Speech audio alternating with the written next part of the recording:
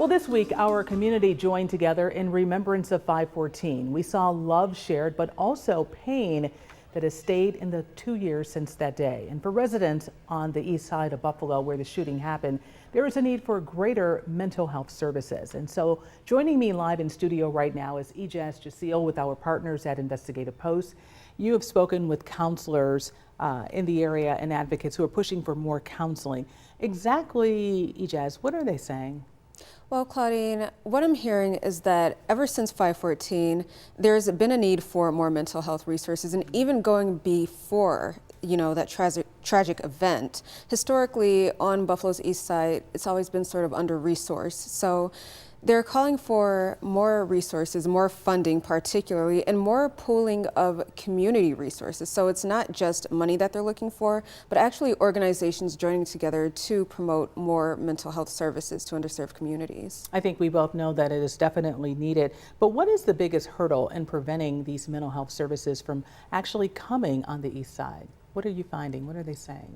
Well, I'm finding that cost is definitely the barrier. And one thing that Diamond Barnwell from Breast Health told me is that it's not just funding that they need, but it's unrestricted funding. So a lot of times when certain organizations get these monies, they're allotted in very particular ways. And so there's a need for, more freedom to really touch in with the community and determine what's needed and how to best serve specific members of specific communities. Yeah, Ijaz, I think we would both know that part of improving mental health are things like community spaces.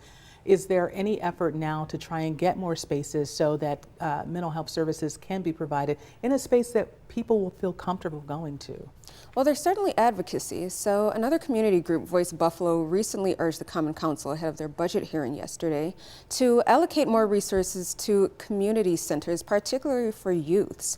One thing that they've talked about is that there have been compounding mental health issues within the past few years, not just with 5/14, but with the pandemic, with just the sort of issues that we've seen on Buffalo, particularly on the east side. So these spaces where counselors can come in non-traditional settings, so you don't feel like you're just sitting across from someone with a desk if you're unfamiliar or uncomfortable with the concept of getting therapy. There's definitely a push for these spaces. And are you finding that people are also saying that they want to see people who are providing mental health services and they want to have that help coming from someone who they feel can understand, right? Because I think too often, just like we talk about in schools, kids need to see people who look like them. When it comes to mental health services, sometimes people want to see people who look like them because they may feel that they understand their struggle. Yes, that has absolutely been one of the overarching talking points from not just counselors, but from community members.